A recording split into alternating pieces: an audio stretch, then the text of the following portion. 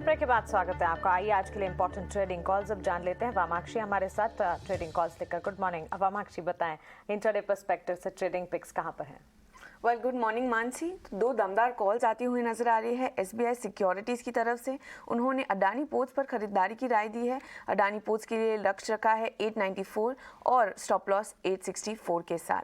अब बात करते हैं डिक्सन टेक की, जहां पर इन्होंने खरीदारी की राय दी है। लक्ष्य रखा है 4440 प्रति शेयर का, स्टॉप लॉस 4310 के साथ। जैनम ब्रोकिंग की तरफ से भी दो शानदार कॉल्स आती हुई नजर आ रही है। पहला स्टॉक है मल्टीप्लेक्स पीवीआर का, जहां पे उन्होंने लक्ष्य रखा है 1950 और स्टॉप लॉस 1884। और दूसरे कॉल है एसबीआई पर, जहां पे उन्होंने बिकवाली की राय दी है। लक्ष्य 520 और स्टॉप लॉस 541 के साथ। निर्मल बैंक की तरफ से भी दो शानदार कॉल आती हुई नजर आ रही है। इंडियन टेरियन फैशंस पर इनकी खरीदारी की राय है। लक्ष्य है 74, स्टॉप लॉस 66 के साथ। ग्रीव्स कॉटन पर भी इनकी खरीदारी की राय है। लक्ष्य A180 और स्टॉप लॉस 166 के साथ। एंजल वन की बात करें तो इनकी तरफ से कोल इंडिया पर खरीदारी की राय है। लक्ष्य है 249 और स्टॉप लॉस 233 के साथ। टाटा पावर पर भी इन्होंने खरीदारी की राय दी है। काफ़ी बुलिश नजर आ रहे हैं ये स्टॉक पर। टारगेट प्राइस रखा है 255 और स्टॉप लॉस 240 के साथ। शेर खान की तरफ से दो कॉल्स आ रही है, दोनों कॉन्ट्राडिक्टरी है। अल्ट्राटेक सीमेंट्स पर उनकी खरीदारी की राय है। स्टॉप लॉस 6620 के साथ, लक्ष्य 6930 और 7100 के बीच। एल&टी फाइनेंस पर हालांकि इनकी बिकवाली की राय है। उनका जो स्टॉप लॉस है 82 है और लक्ष्य है 78 से लेकर 76 तक। ओके वामाक्षी, शुक्रिया ट्रेडिंग पिक्स बताने के लिए। तो इंट्राडे पर्सपेक्टिव के लिहाज से सारे पिक्स हैं जो कि आप अपने टीवी स्क्रीन पर देख रहे हैं, और इन पिक्स पर खरीदारी के मौके आप आज के लिए ढूंढ सकते हैं। ट्रेडिंग पिक्स में पर्टिकुलरली अगर देखेंगे तो स्टॉक स्पेसिफिक रिएक्शन अगर देखें खरीदारी की तरफ, ये सारे के सारे पिक्स इशारा कर रहे हैं। दिस क्लियरली एक्सप्लेन्स कि बाजार का मूड, माहौल, सेंटिमेंट जो है काफ़ी हद तक पॉजिटिव है। एंजल वन इनफैक्ट कंपनी के मैनेजमेंट से भी लगातार हम बात करते रहते हैं। कोल इंडिया, टाटा पावर, अल्ट्राटेक सीमेंट पैक कल फोकस में था, और अच्छी मजबूती, जो भी सारे सेंटिमेंट्स या कंसर्न्स थे वो अब धीरे धीरे हील होते हुए सीमेंट सेक्टर के लिए नजर आ रहे हैं। चाहे फिर वो इनपुट कॉस्ट प्रेशर हो या फिर डिमांड सिनेरियो हो, प्राइस कट का जो सिचुएशन थी वो भी अब हटती हुई रिवर्सल, वहां से प्राइस इंक्रीज हम देख रहे हैं 5 महीनों के बाद नजर आ रहे हैं। तो सीमेंट पर खासतौर से नजर रखें। कल तो in fact sector of the day ही था ये। लेकिन आइए अब कल का बाजार कैसा रहा, कौन से सेक्टर्स में तेजी थी, कहाँ कमजोरी दिखी, ये जान लेते हैं डिम्पी से। गुड मॉर्निंग डिम्पी, बताएं। मॉर्निंग। आज कल के इनफैक्ट मार्केट्स के अंदर मीडिया के शेयर वापस तेज़ी से बढ़ते हुए दिखे। इसके अलावा फार्मास्यूटिकल्स के शेयर में कल थोड़ा स्पार्क हमको वापस बनते हुए दिखा, और साथ ही हेल्थ केयर के शेयर्स भी थोड़ा तेज़ चल रहे थे। तो कल मार्केट के अगर सेक्टोरियली आप देखेंगे तो मीडिया और फार्मास्यूटिकल्स दोनों का कॉम्बो था जो काफ़ी ठीक ठाक मार्केट के अंदर चल रहा था।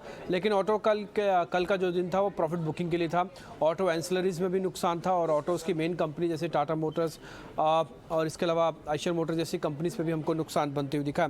अब आ जाते हैं सीधा गेनर्स पे।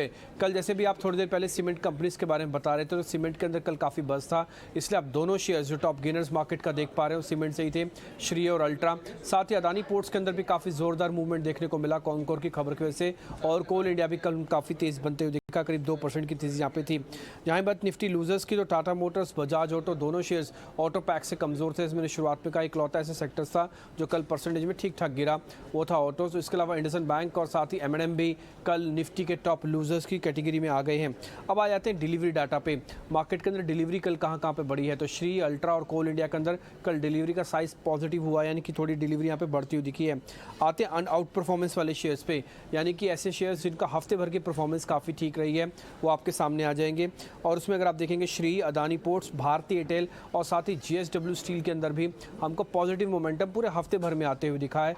ये कुछ वो शेयर्स थे। आते हैं अंडर परफॉर्मेंस वाली कैटेगरी में कि हफ्ते भर में कौन से शेयर ऐसे थे जिन्होंने अंडर परफॉर्मेंस दिखाई, यानी कि चल ही नहीं पाए।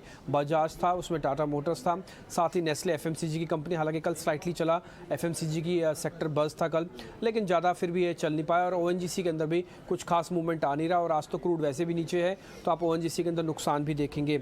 अब आ जाते हैं 52 वीक हाई कल किस किस शेयर ने लगाया, वो था कोल इंडिया, अपोलो टायर्स, AB फैशंस, ये शेयर थे जिन्होंने कल अपने साल का नया हाई लगा दिया। अब आते हैं मिड कैप श्रेणी के अंदर। मिड कैप में अगर आप देखेंगे तो EIH, वैभव ग्लोबल, वोखार्ड और कंटेनर कॉर्पोरेशन कॉनकोर ये कुछ वो शेयर्स थे जिनमें कल जोरदार तेजी हमको बनते हुए दिखी है। मिड कैप लूजर्स के अंदर जेम फॉडलर सेकंड डे था जब वो टूट रहा था। इसके अलावा सनटेक, होम फर्स्ट और साथ ही हैथवे केबल्स ये शेयर थे जिनमें परसेंटेज में 2 से 5% तक की हमको गिरावट आती हुई दिखी है। 52 वीक हाई छोटे मझोले शेयर्स में वो लगाया एसबीआई ने, ग्रिंडवेल नोटल ने, एम&एम फाइनेंस ने और साथ ही टिमकेन इंडिया। ये कल वो शेयर्स थे जिन्होंने अपने साल का हाई टेस्ट किया है और मिड कैप कैटेगरी में। अब मैं आपको वीकली परफॉर्मेंस पे आउट परफॉर्मेंस की कैटेगरी बता देता हूँ। जो शेयर हफ्ते भर में काफ़ी तेज़ी से चले, वो था सुजलोन, ईएएच और विजय डायग्नोस्टिक। इनकी हफ्ते भर की परफॉर्मेंस काफ़ी ठीक रही है। और अब लास्ट में डिलीवरी डाटा जो मिड कैप श्रेणी के अंदर आएगा उसमें ईएएच था, वैभव ग्लोबल, वोखार्ड और कंटेनर कॉर्पोरेशन के अंदर भी कल डिलीवरी डाटा ठीक ठाक मार्केट के अंदर बढ़ता हुआ दिखा है। डिम्पी, शुक्रिया ये सारी की सारी अपडेट हमें बताने के लिए। तो कल का बाजार स्टॉक स्पेसिफिक एक्शन काफ़ी हद तक दिखा रहा था और ऐसे में लॉजिस्टिक स्पेस, साथ ही शुगर स्टॉक्स और सीमेंट स्टॉक्स थे जो कि लगातार परफॉर्म कर रहे थे। और पूरे हफ्ते की अगर बात करें 4 ट्रेडिंग सेशन से मीडिया सेक्टर में जो मजबूती है वो लगातार कायम है। फार्मा और हेल्थ केयर भी अब म्यूटेड एक्शन से इवेंचुअल परफॉर्मेंस की तरफ आगे बढ़ते हुए नजर आ रहे हैं। निफ्टी मीडिया और फार्मा इंडेक्स इसमें करीब 1 से 1.5% तक की तेजी हमने देखी और इनफैक्ट फार्मा इंडेक्स 100 अंकों की बढ़त के साथ कल क्लोजिंग दिखा रहा था। तो फार्मा पर खासतौर से हमें नजर रखनी होगी।